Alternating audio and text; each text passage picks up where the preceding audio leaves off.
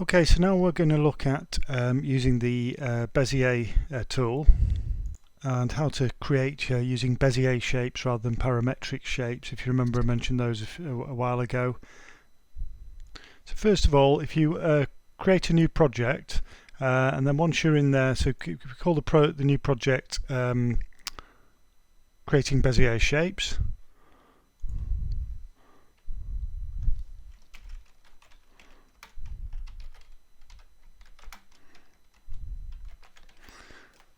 Okay.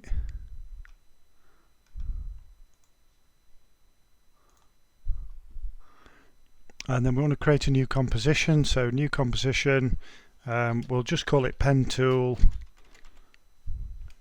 Leave the settings. Well, I've got it set to HDTV 1080-24, which is fine. Duration to 5, so that's kind of what we've been using for quite a few of the tutorials, so that's fine.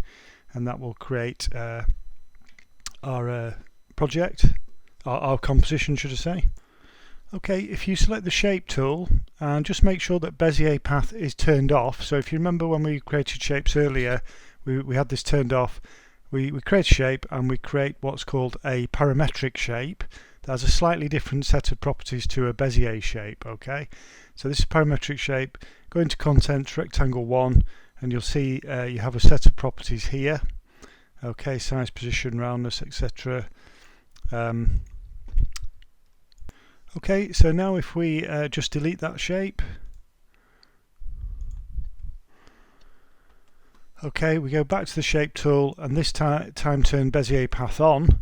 So this time when we create a shape, we are creating a Bezier shape rather than the parametric shape. And if we look in the properties, rectangle properties this time, you'll see we have a path 1 rather than what we had previously. And if we expand that, we have a path. So this is exactly what we had when we created that irregular shape just before with the pen tool. Okay, so we can animate this in the same way and morph it in the same way. Okay, so if we click on path 1, which we have, and if we go to the move tool again, if you just look up here, that means that the whole thing is selected when we click on path 1. And the slightly larger square, the square with the line around it, is what we call the first square, or the first vertex, should I say. And again, we can click anywhere on the. Sorry, I'll do that again. Let me click on path 1. So we can click on that shape. We can click on any of these anchor points and adjust them now to adjust the shape and morph it, just like we did with the irregular shapes that we created. And again, if we select the pen tool now and hold down Alt, we can click on any of these anchor points and convert them. Okay, from linear or straight to Bezier. And again, modify those just like we did with the previous shape. And just remember that about the handles, if I take my finger off Alt, should I say. So I hold down Alt, click on the anchor point, take my finger off Alt, and then I can adjust the curve on either side of the anchor point, hold down Alt, and I just adjust the curve on one side. So just to recap on that. Okay, so if we just delete that, I just want to show you one more thing. So again, if we create a shape, if we create another rectangular shape, we've still got Bezier turned on here. Okay, so again with the shape tool, drag out the shape. If we then select the pen tool, hold down Alt, and just click once on any of the anchor points, you see it converts all the anchor points because they were all selected in to Bezier anchor points, so you get a kind of curved all the way around. Okay, so there's just an important thing to remember here. So with this shape we've created, if we go into the properties here, into rectangle 1, if we expand path 1, so if we click on path 1, that selects the shape but not the anchor point. See, that allows you to select then the anchor points separately. If you want to select the whole shape, you click on path and you can see those anchor points become solid, which means the whole thing is selected. Okay. Okay, so if I just make sure I've clicked on path and all the anchor points are selected, hold down Alt, click on one of the anchor points, and that converts them all back from Bezier to straight. Okay, so I'm going to create another shape now. So if I just click on the shape tool and hold here and select ellipse and drag out an ellipse shape, you'll see that automatically, sorry, I made a mistake. So this was a point I made on a previous video. If you just make sure you click away from this layer, the shape layer here, so if I just compress that, so click away from this shape layer to deselect it, then create your second shape, and it will automatically create a second shape layer there. So we have now two separate main shape layers, which is what we want, not this as an additional shape inside this shape layer. Okay, so I'm just going to name my layers so I can distinguish between them. You can right click and rename. I'm just going to call that ellipse, and then call this. You can also select the layer and press enter, and that activates the text. I'm going to call this one square. So say now if I want to modify the ellipse a bit further, if I expand it, go into ellipse 1 here, path 1, and just select select path 1, you'll see we've got the empty anchor points here that allows me then to select. If we go to the pen tool, I can then click on individual anchor points and adjust them. So I'm going to move that down a bit.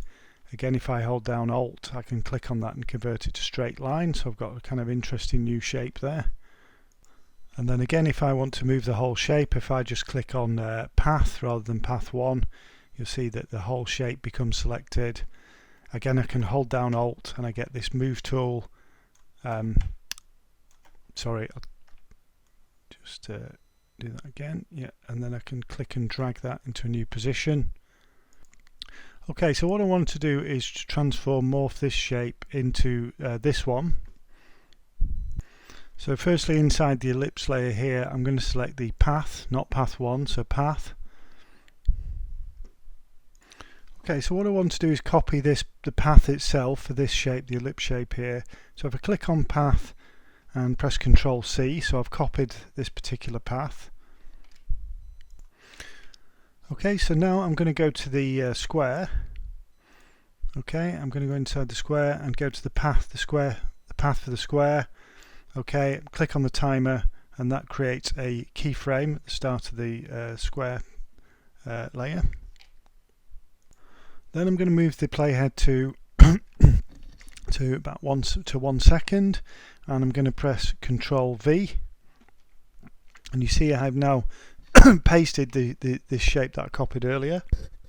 So if I scrub back, you can see now that morphs from the square shape. So we created a keyframe for the square shape at the beginning here, then we moved the playhead to 1 second, and we Ctrl V'd, pasted the path that we'd copied to the keyframe here. Okay, and then the computer will automatically morph between those two shapes. Okay, so if you remember, I mentioned something called the first vertex earlier, which is the anchor point with the line around it. So if we just scrub back and keep an eye on that first vertex, if we scrub back to the square, you can see that the shape is kind of morphing around that first vertex. Now say I want to change the position of the first vertex, so just taking care to make sure I've selected the path 1 layer, and that allows me to select separate anchor points, and then click the bottom anchor point here. Okay, right click, go to mask and shape path, and if I select set first vertex, that changes the first vertex from the top here down to the bottom, and then obviously you'll see that has a different effect on the animation. So can you see now that changes the morph, doesn't it? Okay, so that again, if you follow the line of that first vertex, it's morphing down to the bottom rather than to the top. Okay, so that is animating Bezier shapes.